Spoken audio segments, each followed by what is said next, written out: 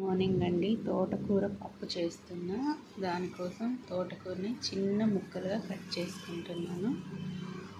చాలా టేస్ట్గా ఉంటుంది తోటకూర పప్పు. ఈరోజు మీకు ఈ రెసిపీ చూపిస్తా, తోటకూర పప్పు ఎలా చేయడము.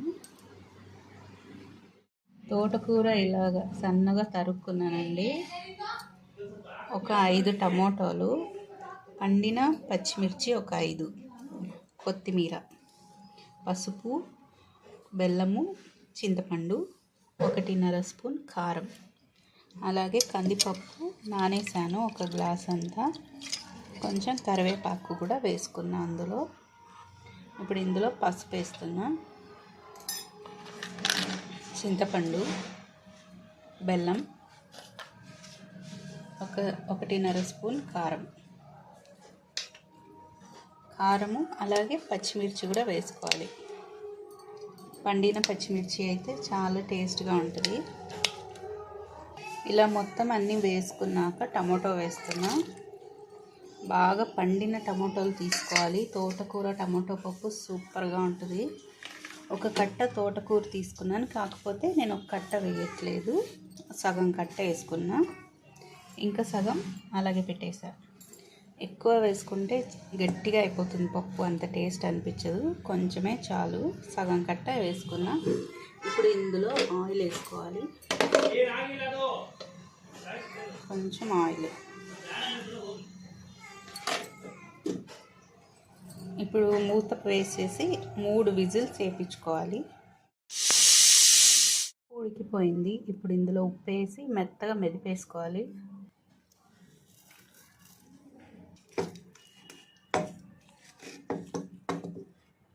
ఎక్కువ మెత్తగా మెదిపేస్తే బాగోదండి, అందుకే ఇలా కొద్దిగా పచ్చగా మెదుపుకున్నా. పప్పుకి తాలింపు వేస్తున్నా. ఇది ఊరమిర్చి వేయించిన నూనె అండి, అందుకే అలా ఉంది. చిన్నుల్లిపాయ, ఆవాలు, జీలకర్ర, కొంచెం ఇంగు వేస్తున్నా.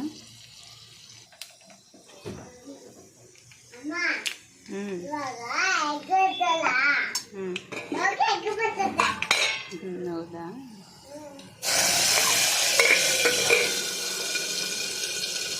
ఇప్పుడు ఇదే స్టవ్ మీద ఒక చిన్న కడాయి పెట్టుకొని కొద్దిగా ఆయిల్, కొంచెం తోటకూర మిగిల్చాను కదా, దాన్ని ఫ్రై చేసేస్తున్నా.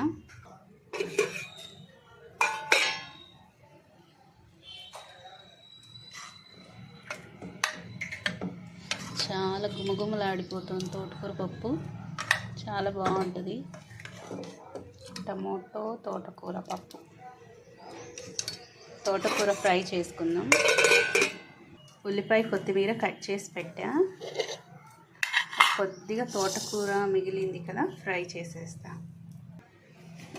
3 పచ్చిమిర్చి, 1 ఉల్లిపాయ కట్ చేసి చిన్నగా చాప్ చేసి పక్కన పెట్టుకున్నాను.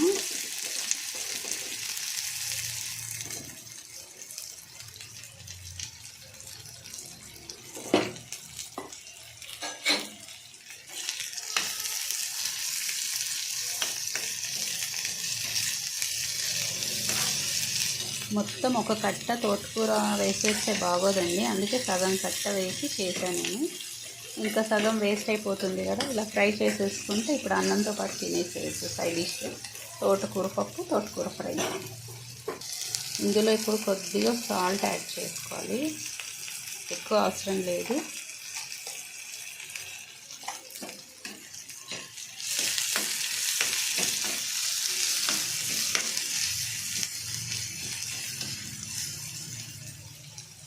కొంచెం ఉల్లిపాయ ఫ్రై అయ్యింది, ఇందులో కొద్దిగా పసుపు యాడ్ చేస్తున్నా.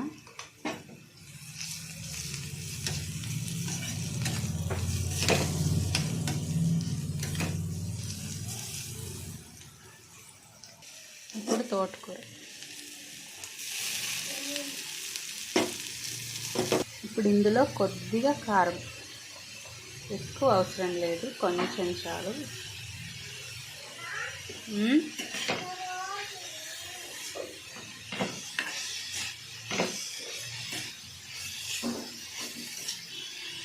చాలా గమగమగమలాడుతుందండి. తోటకూర చాలా బాగుంది. ఎంత స్మెల్ ఉందో, చాలా గమ్మంటుంది. ఇందులో ఇప్పుడు కొద్దిగా వాటర్ యాడ్ చేసుకోవాలి. తోటకూర కాడలు కొద్దిగా ఉడికితే బాగుంటాయి. ఇంకా చాలా ఎక్కువ అవసరం లేదు. ఒక 5 మినిట్స్ మూత పెట్టేస్తే మంచిగా ఉడికిపోతుంది. ఇది అయిపోయిందండి. మనం వేసిన కొంచెం వాటర్ కూడా ఎగిరిపోయింది. ఇప్పుడు దీన్ని వేరే చిన్న బౌల్లో తీసేస్తా. తోటకూర ఫ్రై రెడీ అయిపోయింది. అలాగే తోటకూర పప్పు 2 రెడీ అయిపోయాయి. చాలా బాగుంటాయి 2. టేస్ట్ అదిరిపోతుంది. వేడి అన్నంలో నెయ్యి వేసుకొని తింటే ఇంకా సూపర్. నేను చేసిన ఈ రెసిపీ మీకు నచ్చితే నా ఛానల్ మర్చిపోకుండా సబ్స్క్రైబ్ చేసుకోండి. Thank you for watching.